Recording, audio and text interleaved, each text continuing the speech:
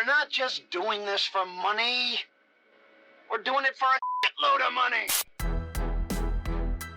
Welcome to the Money Tree Show, where we bring you high-level multifamily investors as well as industry-leading experts. We tease out the skills they've acquired, the habits, and the mindset they've developed to make them ultra-successful in the real estate space.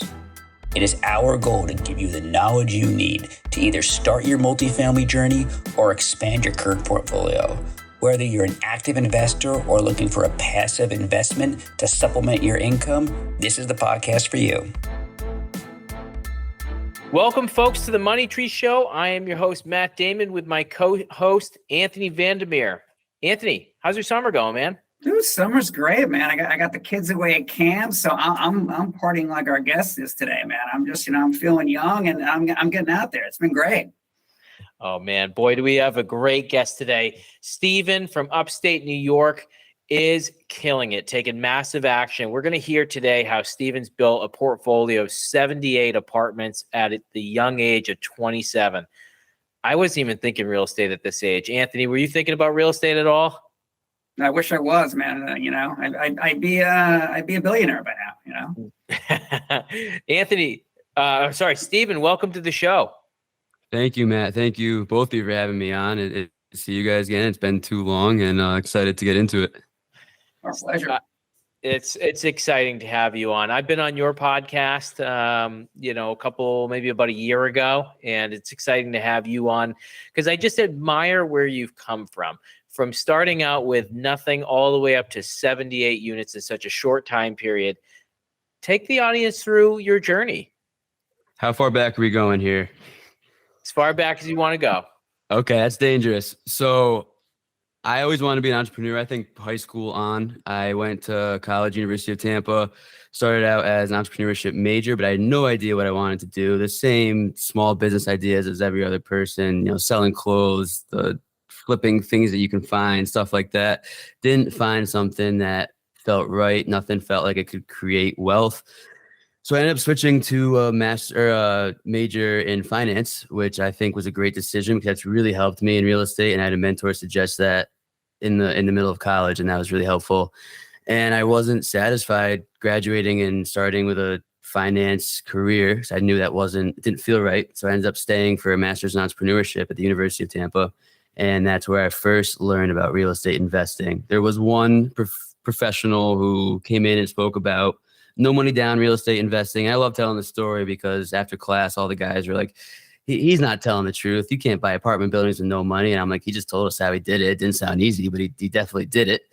And then even the other entrepreneurs that would come in and talk to us, they would really emphasize the importance of real estate. But then that program ended and I needed to pay bills. And so I got a sales job because they were hiring.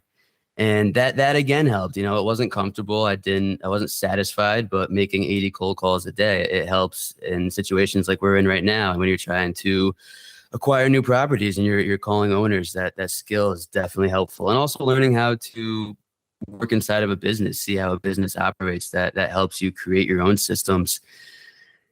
COVID hit. I moved back to upstate New York from Tampa. I was looking for new jobs, and a gentleman by the name of Bill Hamill listed a job on LinkedIn that was just a title that said real estate investor.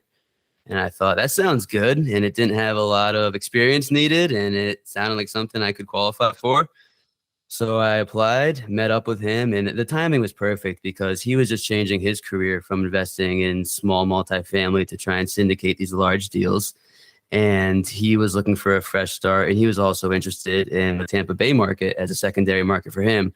So I did have that Tampa street knowledge that he was also looking for. So we hit it off right away, and that was the start into real estate. I love the fact that you mentioned a couple buzzwords in there, and one of them was mentorship. So when you were in college, I didn't have a mentor in college, didn't even really know what a mentor was until I got far later into my career. Can you talk a little bit about your college mentor? Who was that individual? What did they mean to you? And what sort of meeting cadence did you have? What sort of skills did they provide to you?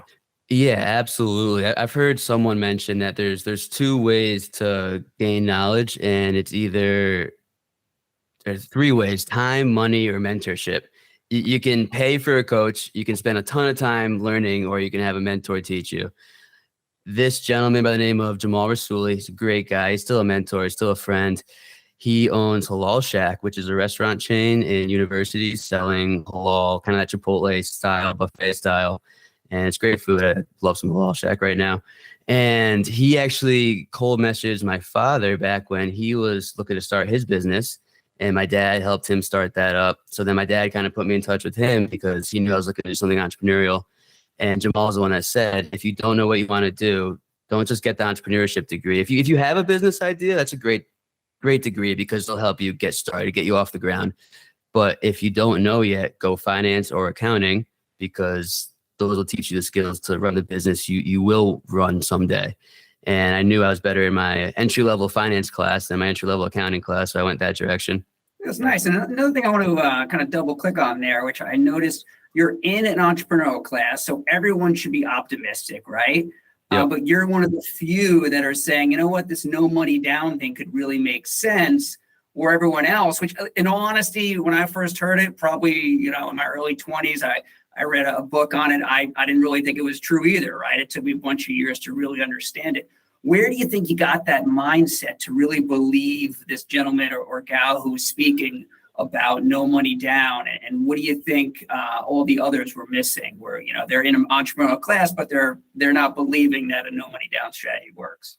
Yeah, I don't think that everyone in that entrepreneurship program was necessarily a true entrepreneur at heart. I think it takes just a mentality of certain things like that are possible. It just takes risk. It takes a lot of learning, and it takes some skill and a lot of action. And I still get that feedback from a lot of people. I try to explain to my friends what I do, and it doesn't click for everyone. Yeah, absolutely. I was actually. Oh, go ahead, Anthony. I was with a friend this weekend, and I was trying to explain a mortgage wrap to him, and he was like, "Dude, that doesn't work. That doesn't make sense." And I'm like, "No, I'm telling you, it does." So it does take a lot of time in order for someone to really understand it. So once sorry, go ahead, please. We were raised to be conservative, right? Growing up in school, you get the job that gives you a salary and benefits, and you should be scared of losing money in housing.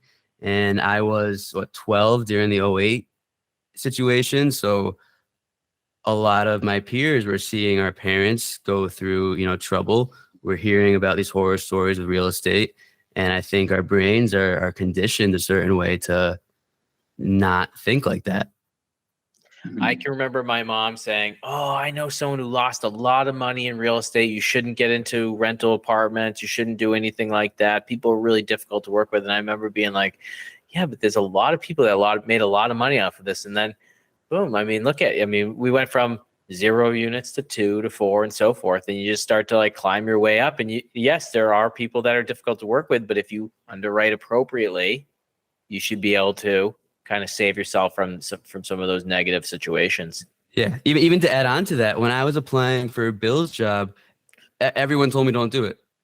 I reached out to a lot of people again for advice. Do you think this is a smart decision? I'm not too happy with my job. Everyone said, no, real estate's risky. It sounds like you're going to lose some of your benefits, and I wouldn't do it. Yep. 100%. It's almost like if there's any advice you can give young people these days, it's the more people that tell you not to do something, that's probably what you should do, Right? Especially when you're 24. Go for it. Yeah. You got nothing to lose at that age. Yep. Totally. All right. So that was 2020-ish that you joined up with Bill? Yeah, it was right at the start of 2021. I moved home in 2020, and then early, I think January 21, I started with Bill. All right. So talk to us about your what was your learning process like? It sounds like it was hard and fast. And what were you doing? How'd you get your first deal under contract too? So when I started with Bill, he hired me for marketing and acquisitions, and it went great. I was learning a lot about how to speak real estate because I was selling logistics before, and it's obviously different lingo. It was a lot easier calling owners asking to buy their home than it was calling business owners asking to ship their freight. And one of the most helpful things was Bill sat down with me every single day. He'd come in, I'd be at the office probably 9 o'clock, and he'd come in like 10 to 11:30, 10 to 12, and he would just talk to me about real estate. And it would almost be like a 2-hour podcast of whatever he was on his mind or whatever he wanted to teach me that day. And I was absorbing that as fast as I could. And then at the same time, I was listening to Bigger Pockets.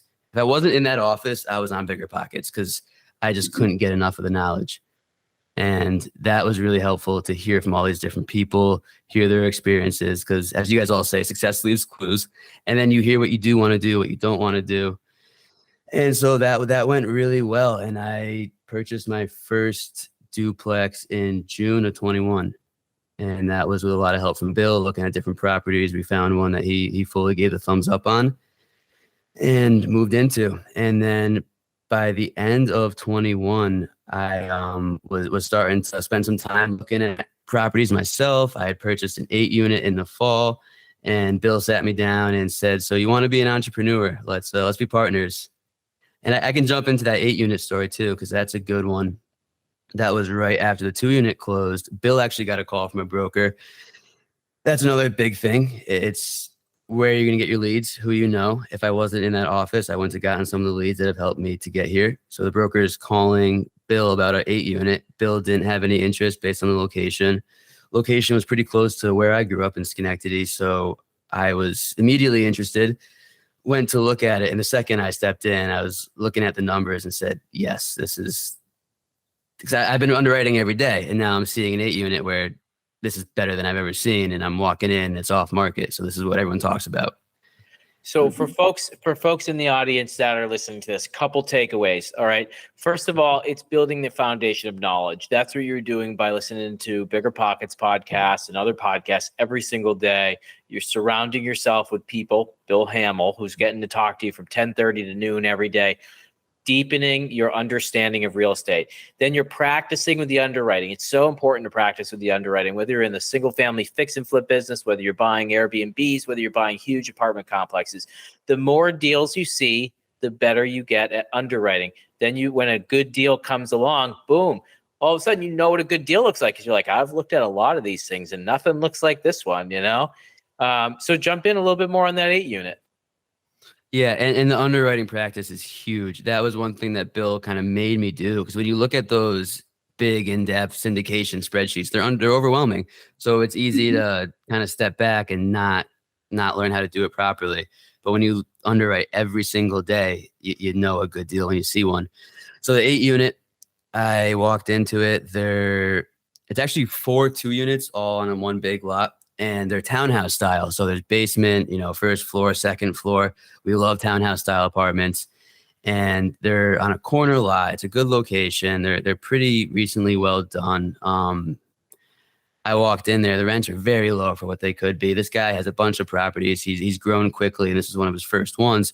So he's just looking to get rid of it because he didn't have the time to manage 8-unit anymore. And I think they were asking $675. And I walked in, I was trying to be calm, trying not to look too excited. And we were walking out, and the broker said, "So you interested?" And I said, "Yeah, I'm going to get it."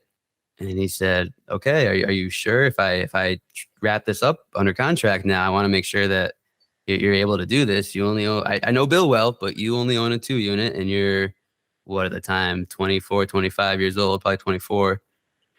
And he wanted to make sure that I was, credible for everything. And I walked out saying, yeah, I'm good. I wouldn't tell you I'm good if I'm not good. Get in my car and holy shit, I have $5,000 in my account. And I just said, I'm buying a $675,000 building. How am I going to do that? So that's where the fun starts. Well, did you negotiate it at all? Or were you just like, you know what, the asking price works for me? How'd that start? So at the time I didn't negotiate. I just wanted to let him know that I was very serious about it. And then after an inspection report, I just kind of picked away at that a little bit, and I did get him down to 667, 500. Okay. But that property appraised for 920 in less than a year. So I think 675 would have been okay too. So I think you did all right. Nice. Yeah. So once you got in the car and you had to put a plan in action, what'd you come up with? How'd you take this thing down? Started scrolling down my contacts and calling people and saying, "Hey, do you want to lend any money?" Because that seemed like the only way to get it done. So I ended up having 2 investors on that one. One lent $150,000, one lent $75,000. They both got 8% interest only. which for them was, a great return on their money, but they felt safer with that than they were in the market. And I ended up refining for 920, like I said, and they were able to get paid back from that.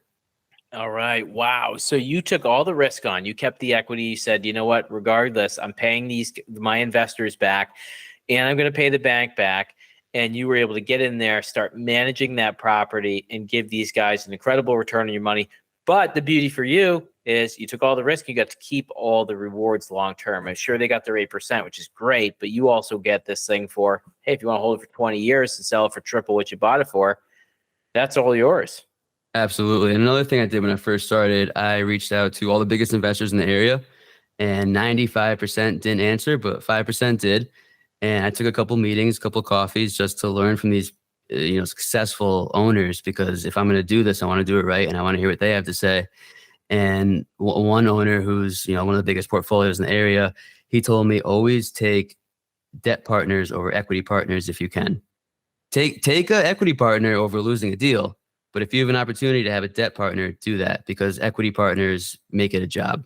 And that was going to be my question. You just answered it, because how did you have I know it now, but that is amazing wherewithal to go meet with a investor. Like, in all honesty, me at your age, I would have known, I would have taken equity partners and I would have had them, I would have been dealing with them for the next 10 years. So to actually have the thought process to go and meet skilled professionals that are already doing this and then give you that advice is amazing. So now you have that 8 unit, it's all yours. That's amazing.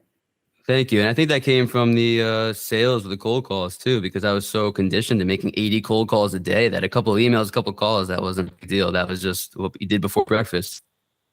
I love that. On episode 13 of the Money Tree Show, we had a gentleman named Kevin on out of Connecticut, and he was telling us about a 20 unit that he purchased with all debt. And I was blown away by that. Never heard of that. I've always given equity in the deals, and I probably still will to some extent, but now I'm realizing that there's another way, right? There's another way, and that might be going out and doing private lending to get folks, in on our deals. I mean, we do private lending on the fix and flip sides, but it's just not something we've touched on the multifamily side. We always gave up the equity. So that's amazing. I love this story. Keep going. Thank you. And that's one of the best parts about real estate, again, that you have the creativity to do whatever you want. You can do apartments, you can do self-storage, you can structure it however you want. You kind of have a puzzle with blank pieces that you can just put together however you want if you're able to put them together. So after that, the next one was a 15 unit that I ended up syndicating with Bill. He was generous to bring me in on that because he really didn't need to, but it was his first syndication as a general partner, as a lead sponsor. I think he had a GP role before, but not as a lead. And I was still working in his office, and he saw some opportunity for us to work together. And that one has gone extremely well. We're actually looking to sell that probably this summer. Probably. It's going well. We're stabilized. We're far ahead of projections. And that was pretty shortly after the 8 unit. I think the 8 unit closed November 4th of 21. And then we started working on the 15 unit right after. Didn't end up closing until early spring. So probably March of 22. At that time, I had been doing my best to get back to Tampa in the winters. I wasn't really sure what that would look like or how I could do it. I love being up here in New York in the summer. I'm currently up here. I like the golf up here a lot better. I like the feel of the air up here. It just feels like home in the summer, especially, that July 4th time of year. You get in the lakes. You can't beat that.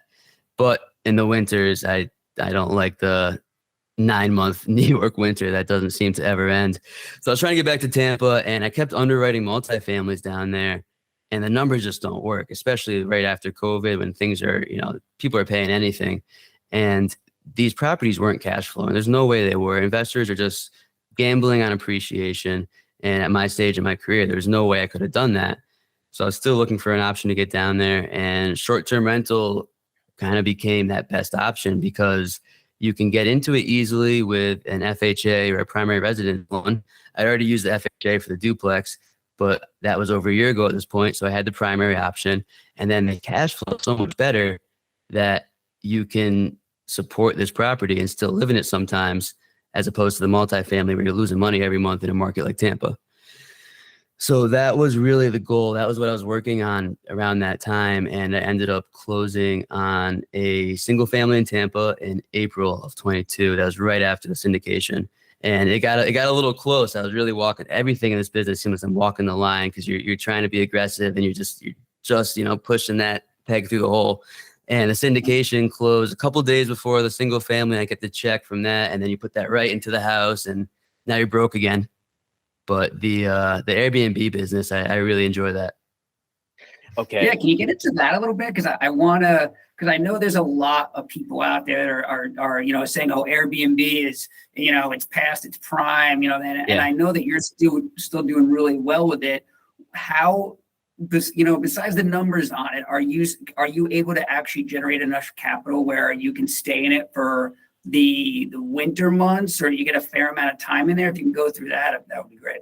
Yeah, I could live in there for 6 months and still be profitable on it. It probably brings in twice what I underwrote. It's really surprised me how well it's done. I think Tampa's a great market. I hear it every day. Most of my Twitter is the real estate Twitter. I'm looking at that stuff all the time, and everyone says Airbnb is oversaturated. It doesn't do what it used to do. Airbnb is not going anywhere. There's just a lot of bad hosts. If you do it right and you're one of the best on the market and you're priced fairly and you have the professional pictures, you're going to rent. People want that experience. There's so many hosts that rent out 2-bed, 1-bath with iPhone pictures and some stuff they picked up at a garage sale. Yeah, it's not going to rent as well. Yep. So you have to get in the mind of the renters too. I was looking for homes with a pool. We got a pool. We got a screened-in lanai that has a beer fridge and a TV. It's a 4-bed, 3-bath. It's in between the airport and Raymond James in downtown.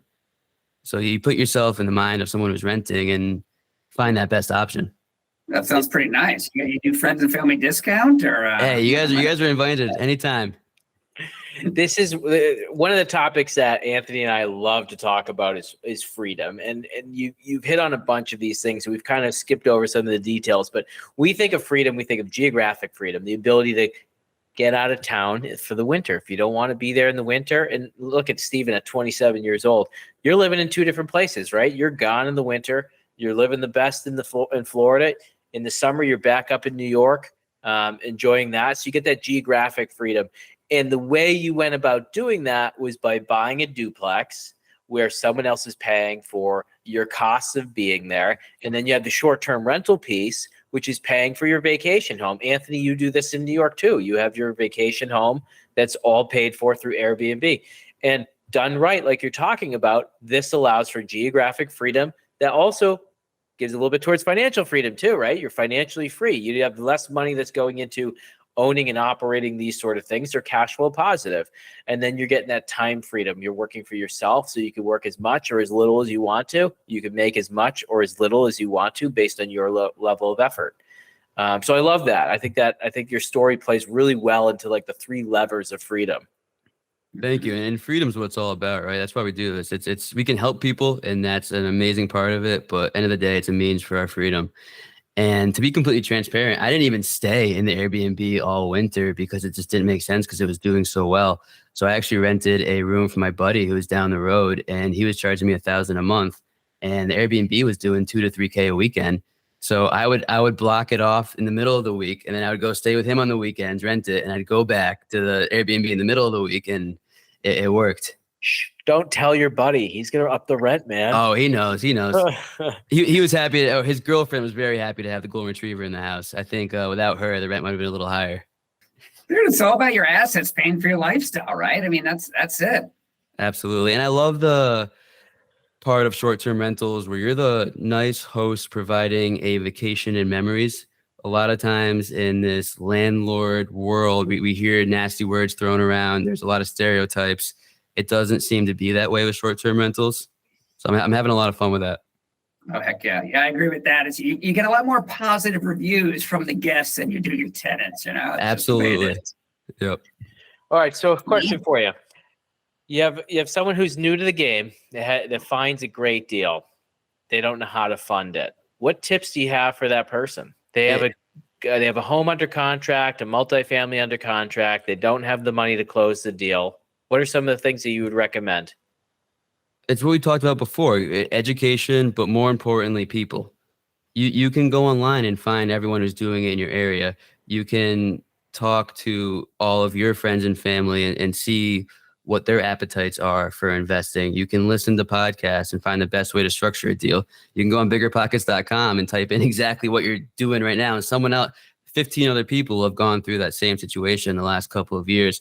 It's just taking the step to do that. I think a lot of people know that, but it's hard to actually go down all those paths. And it's scary to talk to people too and tell them that you're trying to go on this new venture and you don't want them to reject your ideas. And then taking the action. There's so many people that know what to do, but they're busy. It's never a good time. You have kids, you're going to school. It's never going to be a good time. And that same thing goes for the market. Should I wait for rates? Rates are really high right now. Should I wait for them? They'll probably go down in a couple of years. I'll just wait to buy for a couple of years. And then in a couple of years, there's something else going on. It's never going to be perfect. I think, sorry, Anthony, jump in front of you. I think to your point too, like if you're an investor looking at, hey, Steven, second deal, do we want to put some money into his 8 unit? You also say, well, who's Steven hanging around with? Who's his mentor? Who's he working for? And you're like, wow, it's working for one of those seasoned guys, been in the business for 30 years, doing this a really long time. I think I trust Steven's mentor. So even if they don't trust you, Steven, as like the operator, the fact that you're trusted and working under the tutelage of someone that's like that sort of season gives you an added level of credibility. There's no reason why anyone can't get in the game. When it comes to money, there's so much more money than there is opportunity. And so you just have to go out, find the opportunity and get after it. The money will come. Put yourself out there as much as possible. We also started a podcast, like you mentioned. We started a meetup. That's how you get in front of people and you start talking. No one can help you if they don't know what you need help with. Right. So another example, a young gentleman named Kevin, who's a student at Notre Dame. He's a rising senior. He reached out to me on LinkedIn last summer after I closed on my 24 unit, which we can get into that in a minute. And he asked for coffee. And we all get, 10, 20 LinkedIn messages a day and you usually scroll through them. But when you see a college student with a very well-written message, I was happy to meet with him. And he went to the coffee meeting with a deck of cards that he actually designed himself, and he was selling those. So he had an entrepreneurial spirit already. And he was very well-spoken. I could tell in 5 minutes he was way smarter than me. He's an architect, computer science, dual major. And end of the conversation, he finishes with, can I just shadow you for the summer just to learn from you? And I said, Kevin, you're going to do a lot more than that, man. So he got the license. He went under the Hamel Real Estate, and he found a 24 unit that we brokered. So we got the commission off that. And then he found the 13 and the 16 unit that we syndicated. And now he has GP equity in both those deals, as well as the agent commission. That's it. And how did he get there from you? He pressed upon you. He didn't just come ask you for coffee and ask you a few questions. He really, you can tell that kid put in his time, kind of like you put in the time with Bill. Like, I bet the podcast was your idea, and then you probably put it together. Am I correct on that? The podcast was Bill's idea, but I definitely helped put it together a little bit. And I was happy to kind of, the mentee becomes a mentor. I was trying to do what Bill did for me because it feels good to pass it forward. And your original question, Matt, was someone with a deal, what do you do? Kevin didn't even have a deal. He wasn't even sure if he wanted real estate, and now he's a GP on 29 units. Starting out at that age, I love these sort of stories because it makes me like, I don't regret any of my choices, because in the end it all made me who I am today. But like, man, I wish I knew what I knew now, 10, 15 years ago, because you'd be so much further ahead. And I just think it's so exciting to get in conversations with and hear about your journey, hear about Ethan's journey, just starting out. The guy's barely even out of school, and he's already GP on 29 units or 24 units. Crazy. Mm-hmm. I was talking to a 20 last week with a couple hundred units. That'll never stop. There's always that other person who's started early and they're crushing it. Yep. We don't want to shy over the 24 unit that you just refied on. So can we go over that deal quick? I know we're getting close to time, but we'd love to hear a little bit about that real quick. Of course, that was a big one. So right after the Tampa, I think I was still in Tampa actually when I was on a call, just catching up with a friend of the family who is in the real estate business up in New York, and we were catching up on stuff. And he mentioned having a 24 unit under contract. Again, very close to where I grew up. It's a two 12-unit brick buildings all in one lot. The back of it is a park that has 24 garage spaces, surrounded by single-family homes, incredible location. And that is just exactly what I'm looking for. So I asked him, I said, hey, can I buy that contract off you? Would you be willing to assign it? He said, no, this is a good deal. I think we're going to go through with it. So I ended up calling him every day for about 6 weeks until he finally said, yeah, I'll sign that contract to you. And then he said, but you only have 2 weeks to buy it. Are you sure that's okay? Because it's an all cash contract and it's a $2.2 million deal. So I said, yeah, that's no problem. We're fine. I hang up the phone and I just bought and furnished my Tampa Airbnb. So, I have 10,000 in my bank account again. And now we need 2.2 plus the 125 for the assignment of contract. So back at it. And again, you just go down the contact list and make it happen. Yeah. One of the things that I've learned over this past summer, interest rates have gone up really high. We build a lot of new construction in our area, and it's been harder to sell homes. And what I've been realizing is I wish the last 4 years that I've been doing this, that I was collecting contacts and putting them into a CRM earlier. Mm-hmm. And if you're getting started in real estate, that's something you need to start doing today. Don't think you have plenty of time to do it because you're going to forget about these people. So start building that list up, put it in Excel, put it in a CRM. You don't know which CRM you're going to use, put it in Excel and just keep adding to that every day. Because when you're Stephen, $2.2 million, 14 days from now, who are you going to call? Right. And so having that list is super helpful because in that moment you say, shit, who am I supposed to be calling? I don't know anyone who has that kind of cash. You do. You don't realize it, but you do. So, and you met those people. So start the CRM, start the list. Absolutely, man. It's so important. Even if the person doesn't have it, the person they know might. The person who ended up lending on that 24 unit, I reached out to the head of commercial lending for a local regional bank, and he said, I have a buddy who is big into private lending. He has some capital right now, and that connected us. And not to mention, you didn't have the contacts already. Like you wouldn't have had the confidence to say, yeah, I can do it. You would have shied off it and moved on. But since you already were making those contacts, you thought, what, I can take this down. That's the way it always works. And again, it goes back to the underwriting. When you see the numbers, you have to be aggressive and jump on it. Syndicators, talk to Stephen Pearse. If you're looking to raise some capital for a deal, you get a good deal. This is your guy, man. Can we switch? I know we're short on time. We're right at the end. You talk a lot about creative financing and you learned from a master of creative financing. Can you just share a couple points on creative financing? What is it? What is it about? How to use it? Yeah, of course. And I can talk all day. So, as long as you guys want. Creative financing, low or no money down. That's what it's all about. And going back to the conversations with Bill, I didn't fully have that mentality that you mentioned because I would bring in a deal for him and I'd say, this is a great deal. I like this one, but it's 12 units. There's no way I can afford that. And he would say, that's a limiting belief. That's a limiting belief. Don't say that. I can't afford it. How can I afford it? And so getting that mentality drilled into your head is so important. And educate yourself. There's not that many options, but the options there are very doable for everyone.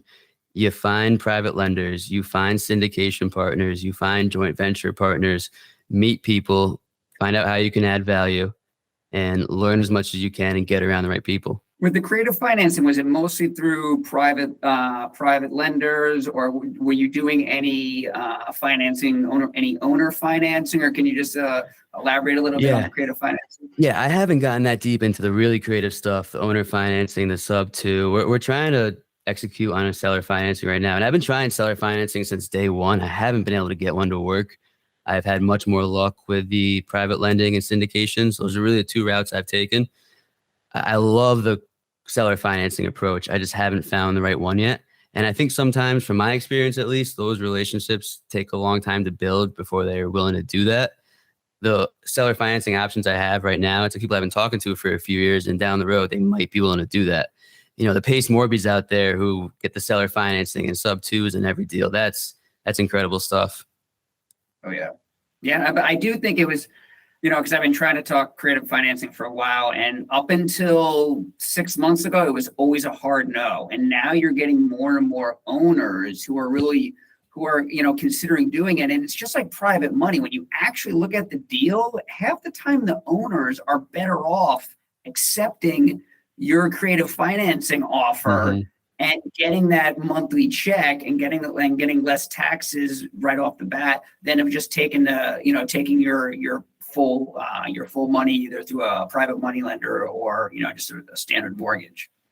I agree, but I seem to run into either you have these very large corporations where there's so many partners and so many individuals involved where they can't make that decision, or you have these mom and pop owners who are referring to their accountant or a real estate professional that they know and trust who's telling them not to do it. And so I've had some difficulty with it, but I'm still trying. Yeah, I think we're both, me and you are both in New York too. And New York is, a little, it's a very non-trusting atmosphere, and I think other parts of the country, you can probably get it done. But I'm going to keep trying it. It sounds like you're going to as well. Can you touch on the, as far as the private money is concerned? So it sounds like, I think, am I correct on the 24 unit? Did you buy that all? You bought that all with private money? And then refied out after a year. Is that correct? Yep, all private money. We had a 1-year note, 9% interest only, and refied out. And in 1 year, got the rents up from a 925 average to 1300 average. Put a little bit of work into the place, more so in the plumbing and more of the insides of the building than the units themselves. We redid 4 out of 24 units, but get significant raise in rent and able to refi almost completely out for the investors. There's still a little bit more there, but I think, with some more work put into the building, those rents still have a lot of room to grow. The guy who I bought the contract from, as a wealthy, he's been doing this for a long time. He was going to throw $500,000 into the building right away, and his goal was to get the rents to $1,750. I didn't have that $500,000 to throw into it, but I think over time we can get to that point. Nice. I agree. It is seemingly easier to get some seller financing opportunities right now, but the private lending has seemed to get a little more difficult. The rates are just so much higher, and the numbers don't work. When I spoke with someone yesterday, he was offering me 16%. The numbers don't work. 9%. We can do something. I feel like, Anthony, I feel like what we need to do one of these podcasts is have a real deep dive on how apartment investing works, but particularly the financing side of this, like boosting NOI. So we talk about like raising rents from here to there and what that does to the business and like truly understanding it. I think that's missed. The power of that is missed by so many non-real estate folks. They don't understand how that can impact us. We talk about a refinance and like paying off investors through a refinance. That definitely doesn't make sense to a lot of folks. So I want to get in there and like do a class on this because I just think it's such a powerful way to make money. You returned 6 figures and more to your investors through refinancing by operating the business effectively, and the banks reward you for doing that. And so this is an opportunity for folks to learn, understand how to do that. How do you take a building that is distressed and bring it to a stabilized state, refinance that, return the capital, and ongoing. And not only did you do that in such a short period of time, but you did that in a really hard interest rate environment. Banks are nervous to lend right now, and rates are rising. There's a lot of uncertainty in the market, and you were still able to deliver on that. It's truly an incredible job that you did. Thank you. It's all about painting the picture. We're young guys. We want to revitalize this area. I want to work with this bank for 30 years. You paint that picture, and that definitely helps. And it can be oversimplified sometimes to say, I raise rents, NOI goes up, I refi, and I leave. And you go to these presentations, and they make it sound like everything's so easy and it's so perfect. They miss the stories of the scary times, the hard times. Being chased out of the building by your tenants. Yeah. Yep. Yeah. We've discussed a few of those, Stephen, that's for sure. Well, listen, man, you're crushing it. We're gonna have you back on next year. By that point, you'll have triple the amount of units. Please tell the audience how they can get a hold of you. Thank you. They can get a hold of me. LinkedIn's probably the best. Stephen, Stephen, Pearse, Pearse on LinkedIn. I'm also on Instagram, Stephen Pearse 3. Those would be the best 2 options. Email also steven.pearse3@gmail.com. And feel free to shoot me a text, 518-860-6430. Right on, man. Thank you so much for being on the show. Thanks for having me. Thank you for listening to The Money Tree Show. We hope to inspire you to achieve financial freedom. To see a sample real estate deal, head over to www.moneytree.com. themoneytreeshow.com.